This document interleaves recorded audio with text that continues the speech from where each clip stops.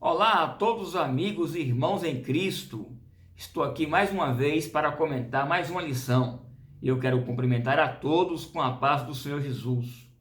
Nessa pré-aula, eu estarei comentando a lição bíblica do CETEC, Vida Cristã. E o escritor e comentarista dessa revista é o pastor Josafá Batista Soares, pastor presidente da Igreja Assembleia de Deus em Ibotirama, no estado da Bahia. Ele também é membro do Conselho de Educação e Cultura da CEADEB.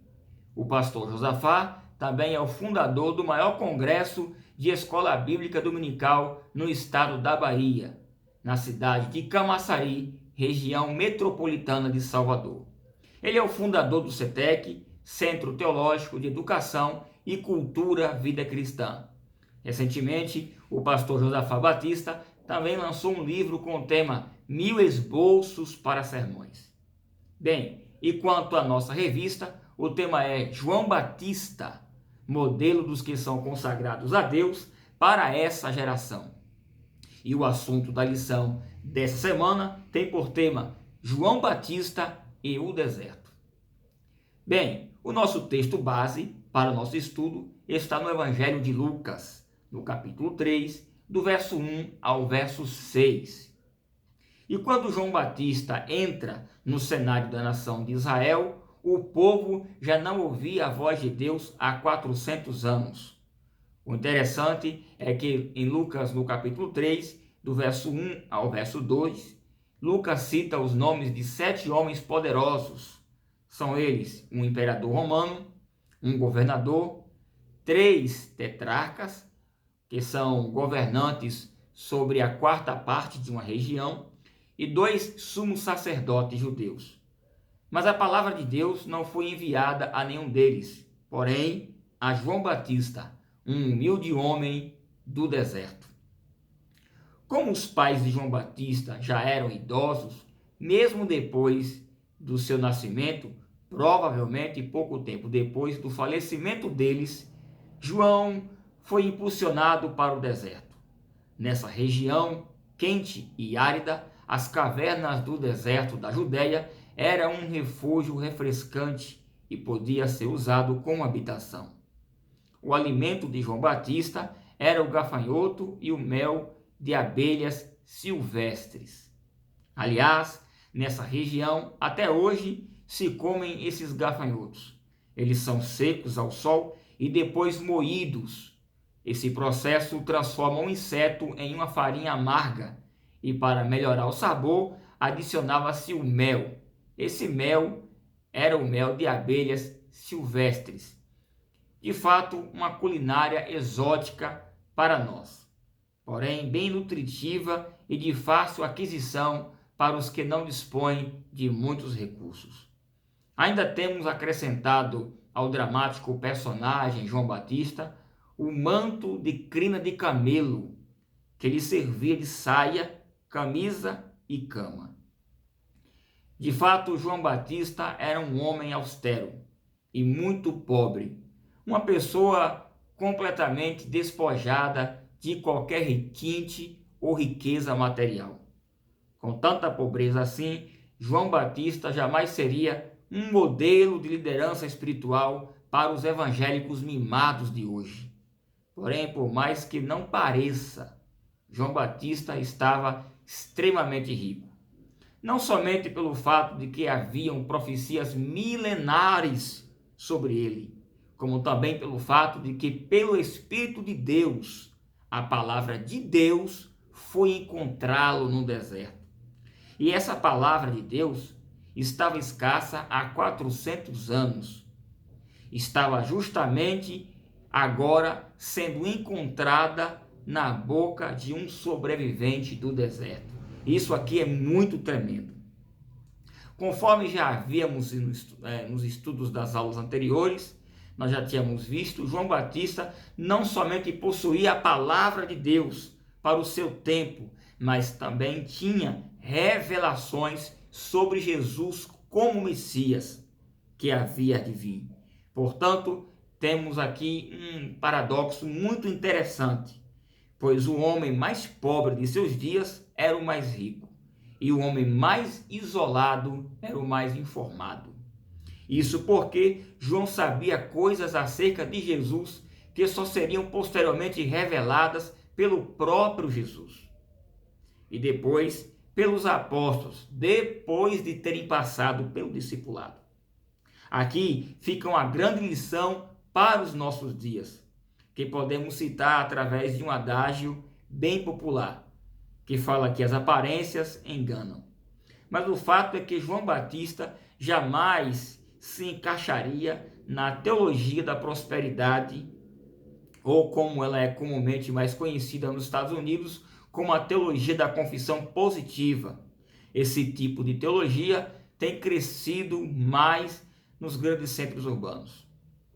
Observe que na capital de Israel, no caso Jerusalém, num grande templo, aconteciam os cultos ricamente organizados, né? E que atendiam à necessidade de uma elite que vivia literalmente de tradições e de rituais.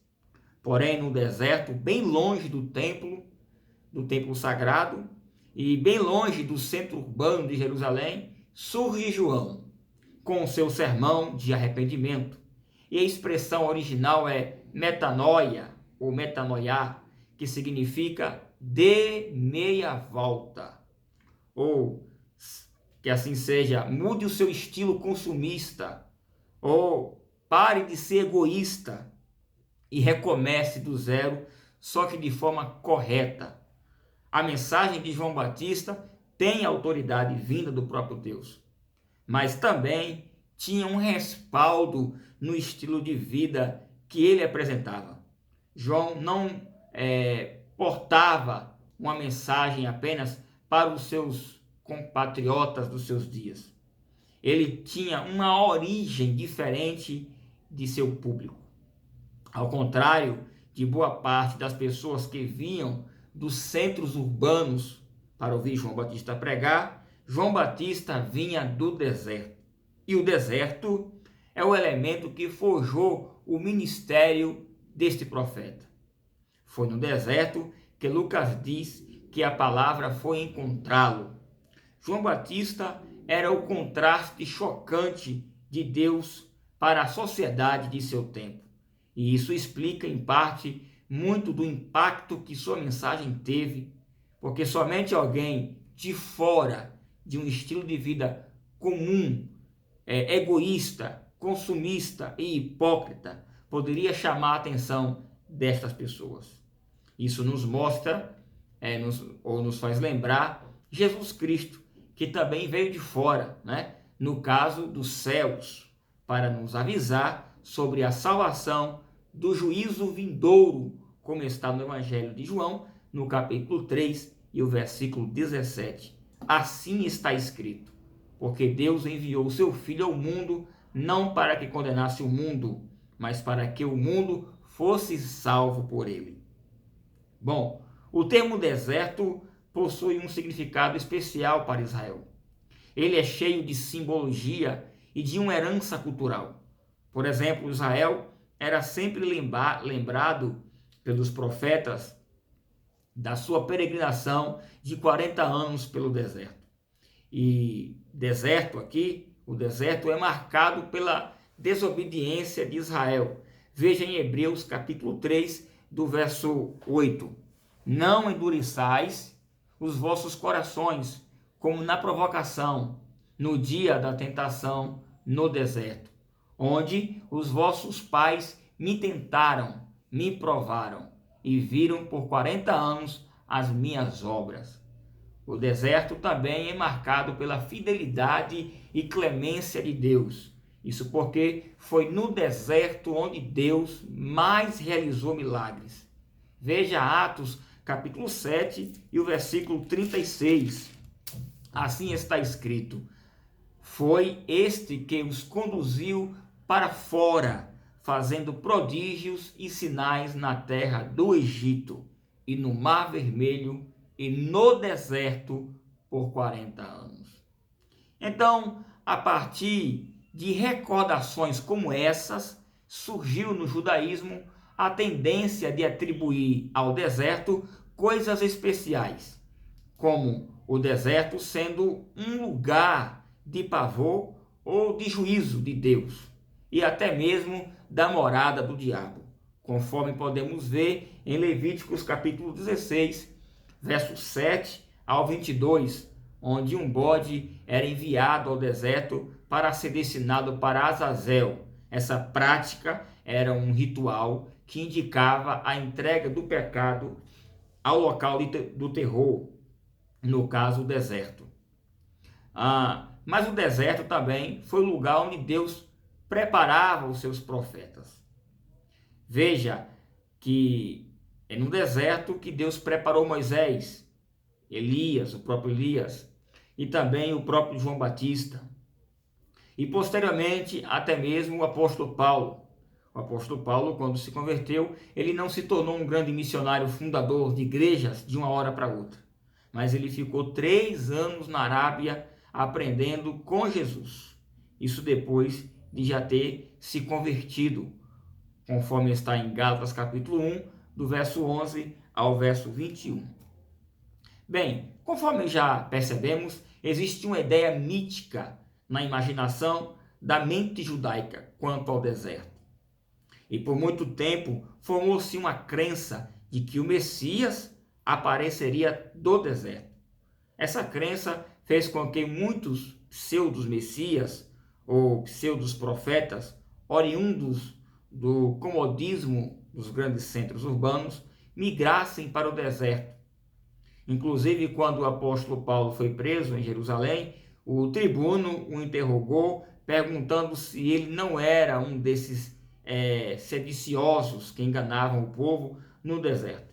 Você pode conferir em Atos capítulo 21, ali a partir do versículo 38. E justamente porque houveram muitos pregadores de cunho messiânico, falsos profetas, tanto antes como depois de João Batista, que o deserto se torna esse cenário místico. Mas todos estes pseudos-messias e pseudos-profetas enveredavam no final por outros caminhos, porque no final eles eram sempre nacionalistas e com viés político sem nenhuma visão espiritual. E muitas vezes, para ganhar importância política, eles pegavam em armas.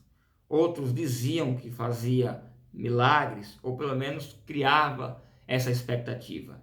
Mas nenhum deles, na verdade, tinha os princípios morais e espirituais tão elevados como o de João Batista.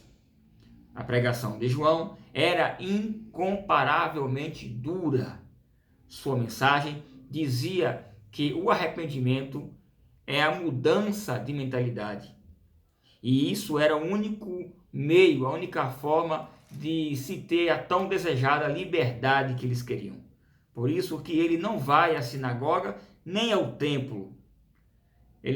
Não que ele tivesse algo contra, mas João atrai o seu público para o deserto e usa essa estratégia como um cenário carregado de significados para propor ao povo algo radicalmente novo, algo extraordinariamente diferente.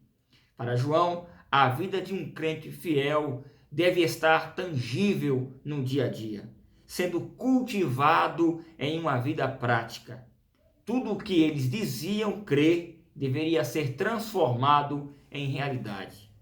Ou seja, para João Batista, mesmo que eles fossem descendentes de Abraão e ainda um judeu religiosamente correto, isso não valeria de nada se eles não pudessem transformar tudo isso em uma vida prática de comunhão com Deus e com o próximo.